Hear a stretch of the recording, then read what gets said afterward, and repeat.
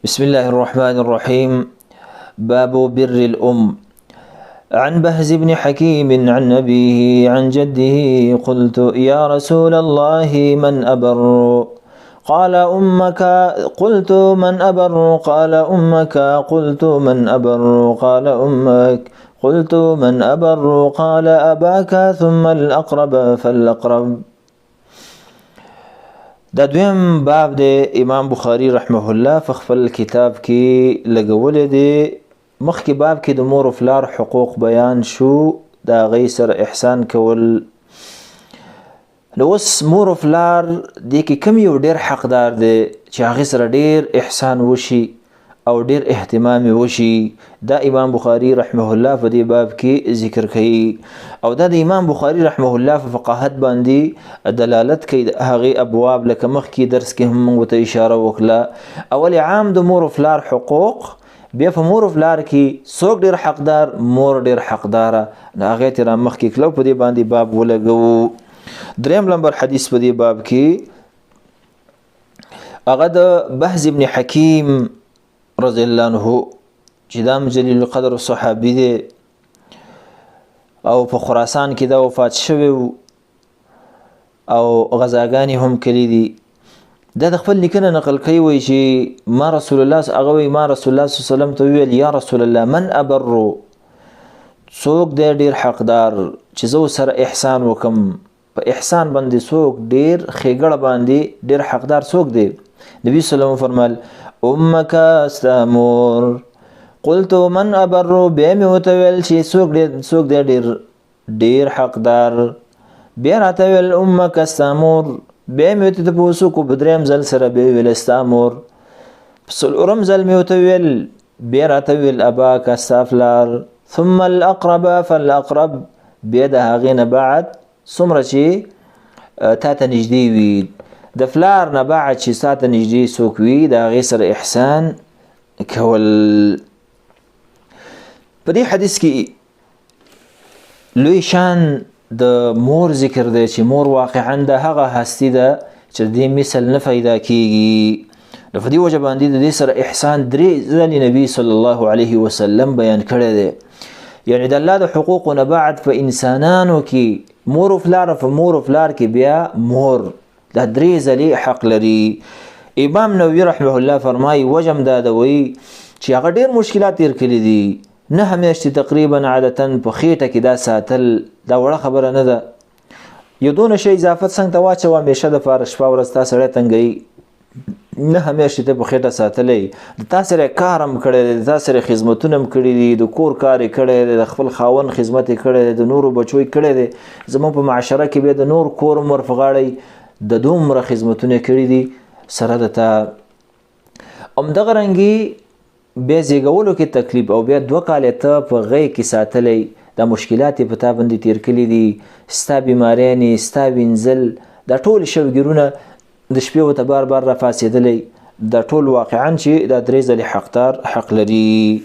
ابن بطه رحمه الله هم فرمایي، حافظ ابن حجر رحمه الله دا غره نقل کړي دي چې حدیث په دې دلالت کوي چې مور 3 ځلې حق لري، 3 مقدار حق دا لري چې تو سره احسان وکي.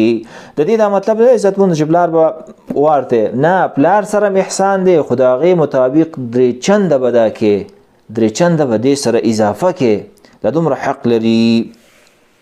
نو دا کول پکار دی عزتمند د مور سره احسان. افسوس دا دی چې زمونږ تعامل د میندو سره څنګه دی، په ضد دی چې موږ سره احسان وکړو. ډېر داسې واقعات موږ اورېدلي دي چې میندو ته کنځلې کېږي، د کنځلې څه کوي چې وهل ډبول کېږي د بچو په سر، د ښځې په سر، د یار دوست په سر باندې. دا عظیمه ګناه ده، عظیمه ګناه ده. عزتمندو دې نه ځان ساتل کول پکار دي. مور او پلار دا هغه نعمت دی چې سړي ته د شکر اندازه هغه وخت کې لګېږي چې کله د هغې نه لاړ شي، وفات شي. مور او پلار دا په ژوند کې یو ځل راځي. نو په دې وجه باندې دا لوی فرصت دی باید سړی د خپل لاسه ونه غورځوي. هېڅوک د دې په سر باندې، د هیڅ چا په سر باندې باید دا خفه نه شي او دغه سختیانې د دې زړه ته ونیسي. همدغه رنګې دې باب کې ډېر احادیث دي، قصص دي، واقعات دي چې امام بخاري دلته ذکر کړي دي، او یو به ذکر کوو د مور په حق له او د هغې د قدر په باره کې. دې حدیث کې خپله هم فایدې دي. یو فایده دا ده چې د اهل علمونه د نیکو کارونو د دینی مسلو تپوسونه کول، لکه دا صحابي د نبي صلی الله علیه وسلم نه تپوس کوي. همدغه رنګې حدیث به دلیل وي په دې باندې چې صحابه د ډېر خیر لټونکي خلکو چې د هغې به تپوسونه کول. همدغه رنګې حدیث کې به اشاره وي اهتمام د اسلام ته په زنانو باندې چې اسلام زنانو ته حقونه ورکړي دي.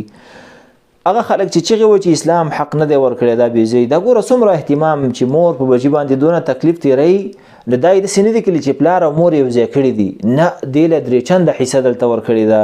په میراث کې ښځې ته کمه ورکړله په نسبت د نر، هغلته خپلې وجې دي. دلته اوس ګوره 3 چنده بچي ته ویل ته د خدمت وکړه. دا ولې؟ دا حق ورکړل، اهتمام د اسلام باندې دلالت کوي. همدغه رنګې حدیث به دلیل وي په دې باندې چې په اسلام کې راتب درجې دي د اعمالو. بعضې اعمال ډېر محبوب وي، ډېر اهم وي په نسبت د نورو باندې. مسلمان ته پکار وي چې ځان په اهمو اعمالو باندې مصروفه کړي.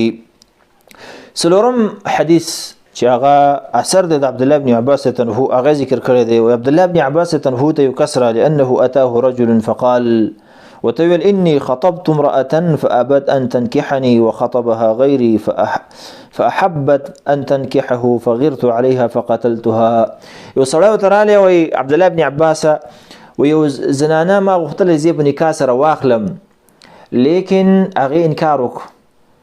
بیا بل سړی وکړو، ما له غیرت راغله چې زه دې ولې ونه کړلم، ما کې څه شی دی چې زه دې ونه کړلم. نو ما هغه زنانه مړه کړله، نو اوس زما دپاره توبه شته که نشته دی؟ هغه ورته ویل امک حیه، مور دې ژوندۍ ده؟ هغه ورته ویل نه. بیا ورته ویل تب الی الله وتقرب الیه ما استطعت، الله ته توبې وباسه، فریاد کوه، امید د الله دې معاف کړي. عطا بن یسار رحمه الله فرمایي لوی تابعي دی، فذهبت فسألت ابن عباس، وایي زه لاړم ابن عباس نه بیا ځان له تپوس وکړو چې تا د مور تپوس یې ولې وکړو چې مور د ژوندۍ ده. عبدالله بن عباس تنهو فرمایل انی لا اعلم عملا اقرب الى الله عز وجل من بر الوالدة. سبحان الله، وایي ما ته داسې بل عمل نه دی معلوم چې الله ته ډېر نږدې وي او الله ته ډېر نږدې کوونکی وي د مور سره د ښېګړې نه. سبحان الله. تاسو سوچ وکئ داسې عمل، یعنی قتل څومره عظیمه ګناه ده چې انسان ډایرک جهنم ته، د الله غضب، د الله لعنت، د الله ناشنا عذاب، درناک عذاب، الله ته دومره سخته ټوله دنیا ورانېدل اسان نه د مسلمان وجل. ټول یو کس چې وجنې د الله په نسبت داسې دی لکه ټوله دنیا چې د وجلي، سره د هغې نه مور سره احسان کول په دې باب کې تاله فایده درکوي. تاسو سوچ وکړئ دا څومره عظمت لري دا مور. هم نیکي ده، هم مور نیکي ده، هم خوشحالي ده، هم راحت دی، هم ستا د ژوند ښکلا ده، ستا ټول مشکلات هغه دې سره ځي، او سره د هغې نه دقه نعمت موږ سره شته دی. موږ د هغې په باب کې څومره کوتاهي کوو. کم مرونه چې په دې باب کې کوتاهي کوي، هغې د الله نه ویرېږي او د مور خفې دې ښکل کړي. دا کم مشکلات موږ سره تیر کړي دي، نو باید چې په دې باب کې موږ ډېر زیات اهتمام وکړو. نو دا څومره خواږه احادیث دي امام بخاري رحمه الله را جمع کړي دي زموږ او ستاسو لپاره. الله دې په اول ما ته او بیا تاسو ته عمل راکړي. هذا وبالله تعالی التوفیق، والله اعلم.